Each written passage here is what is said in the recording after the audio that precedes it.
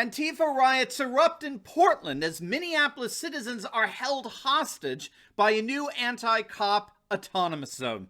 In this video, we're going to take a look at the non-stop insanity going on in Portland, how a new autonomous zone set up at the George Floyd Square is terrorizing Minneapolis residents, and why in the end, the residents who put these leftists in power are precisely the ones who are suffering as a result. You're not going to want to miss this. Greetings, everyone. Dr. Steve here with you. Wonderful to be with you. As always, we're here to give you each and every single day conservative hope in the midst of these trying and turbulent times, helping you to think better so you can feel better and provide for you a patriot path to freedom. So make sure to smack that bell and subscribe button. Before we begin, let's give a huge shout out to the sponsor of this video, and that's the Backup Solar Bank. In the midst of this whole emergency situation we found ourselves in the last several months, one of the best things that we can invest in for our protection when the lights go out is what's called a solar power bank. It's a backup power bank that's powered, as you guessed, by the sun. It allows you to charge up to 2 devices at once, and you'll never have to waste money on batteries again. Now, supply is limited, and this is your very last chance to get yours at a 20% discount before they sell out. So do not wait. Click on that link below right now and give you and your family the gift of power anywhere in the world. Click on the link below or visit backupsolarbank.com. That's backupsolarbank.com. All right, gang, let's dive right in here. A new round of riots has erupted in the Pacific Northwest. Fox News is reporting that in downtown Portland, violence erupted yet again Thursday night, drawing tear gas and smoke bombs from federal officers who were deployed to quell the unrest. Rioters set fires and smashed windows in the area of the Mark O. Hatfield U.S. Courthouse until being driven away by federal officers. The crowd later made a return to the area, managed to break some courthouse windows, and set it on fire. This is all part of a full day of rioting in Portland. The Post-Millennials reporting that earlier in the day, Antifa and other far-left agitators tried to break into a Chase bank. A lone security guard was reported to have held the mob off with his pistol. Now, the rationale for this new round of riots appears to be a violent response to something called Line 3. The Guardian reported last month on an upcoming pipeline proposal to transfer nearly 1 million barrels of tar sands a day from Alberta, Canada to Superior, Wisconsin. And the pushback, the backlash, involves the assertion that part of the pipeline is being constructed through Native American lands, as well as concerns about the health of the water supply as a result. And so the protesters went to Chase Bank because they're reportedly one of the funders for the Line 3 pipeline project. And this was made explicit by the fact that the demonstrators were singing native songs and playing drums in the bank lobby. Our friend Andy No posted on his Twitter account video footage of the riots. We could see Antifa thugs trying to break into the federal courthouse in Portland. The barricades around that building that were put up in response to the previous rioting, they were ironically just removed a few days ago. And of course, now they've had to put them right back up. They tried several times throughout the day to break into the courthouse, coming back at night, smashing windows, again, setting the building on fire. Now, this latest round of riots really is but the latest to plague the city of Portland, as you know. It's become ground zero for Antifa, which according to Sleepy Joe is just an idea, right? It's just a dream, one of his dreams during his nap. Well, dreams don't set buildings on fire, do they, Joe?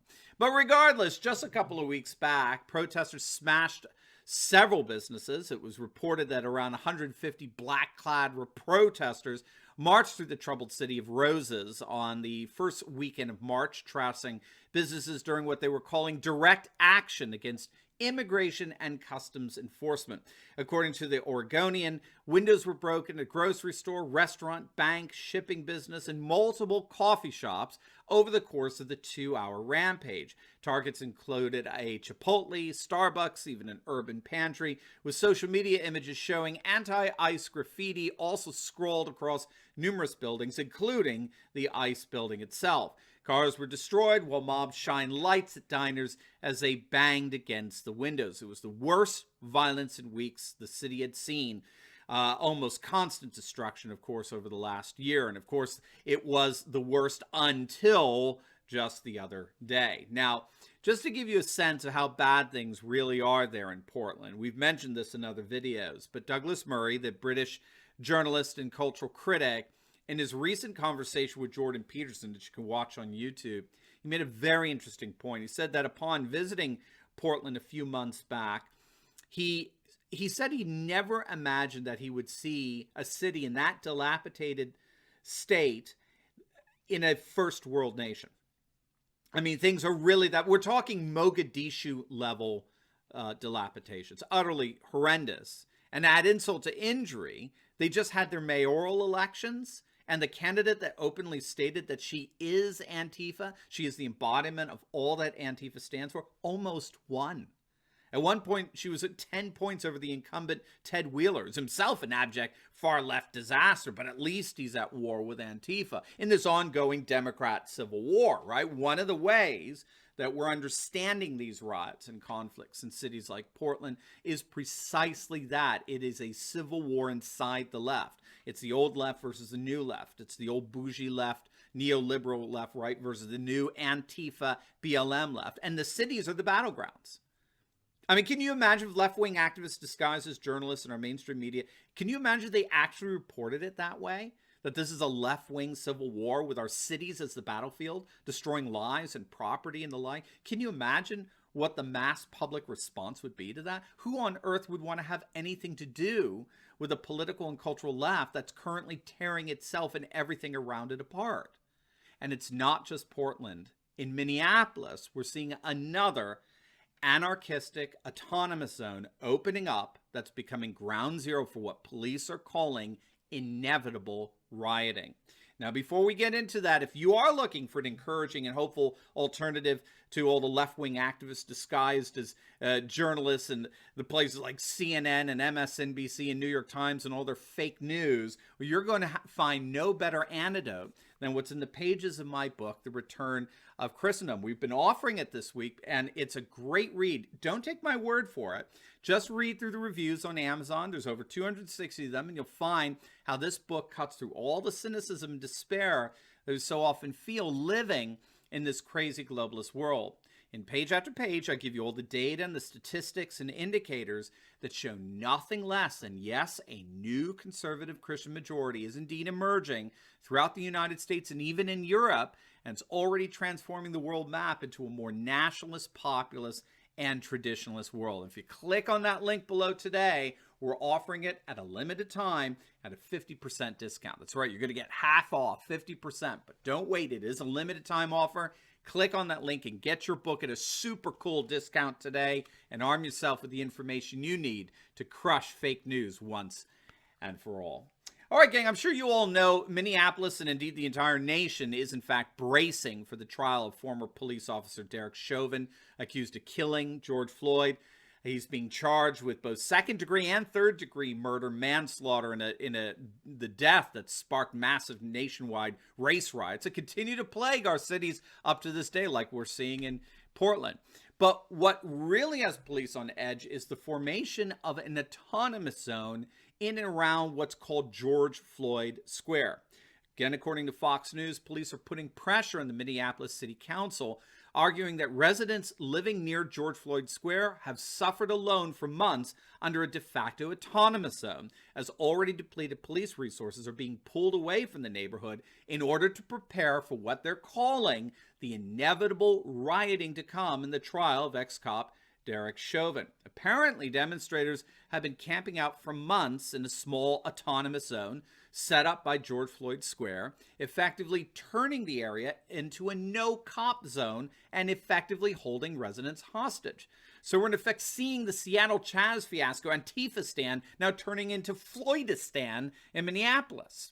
Not surprisingly, there was recently a fatal shooting in the area, and businesses are reportedly getting robbed by the same people 2 to 3 times a week.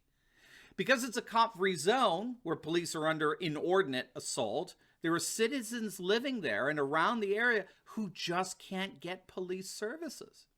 The ultimate concern, of course, is that George Floyd Square is going to be ground zero for what they're calling the inevitable riots that will erupt once again in Minneapolis as a result of the trial of Derek Chauvin, who, again, I just don't see how he could possibly get a fair trial in Minneapolis at this point. But regardless, the autonomous zone is the consequence of the Minneapolis City Council's own making. Now, you'll recall that shortly after the race riots engulfed our nation's cities last summer, the ultra-left Minneapolis City Council voted unanimously to disband the Minneapolis Police Department and replace it with some kind of nebulous community model that they never quite explained what it was or how it would work. And so, but it didn't matter. Crime skyrocketed throughout Minneapolis. Things were so bad in this Democrat-run monopoly that you actually had the Minneapolis police chief a few months back officially announce that the citizens of Minneapolis actually ought to expect to get mugged and robbed. People thought it was satire, but they thought it was from the Babylon Bee. And so the Minneapolis City Council, the very council that originally voted to fund the city police department, voted unanimously to approve over $6 million in additional funding for the police after a massive backlash against the defund the police efforts. This was just a couple of weeks back. But frankly, it's all too little too late. The cultural Marxist genie's been let out of the bottle. The residents of both Minneapolis and Portland continue to vote for these far-left radicals in office. And given those factors, there's simply nothing that can be done to stop the societal rot that's overtaken our nation's urban areas. The left is fighting its own civil war, and the residents who put those leftists in power are precisely the ones who are suffering as a result. Now, before you go, make sure to like this video, comment down below, subscribe to my channel, and then definitely click on the link below and check out our awesome merch. And you definitely want to check out my latest video I just uploaded on how Tucker Carlson ignited a mainstream media civil war as the woke Meghan Markle Oprah interview backfires big time. You're not going to want to miss it. So make sure to click on the link, and I will see you over there. God bless.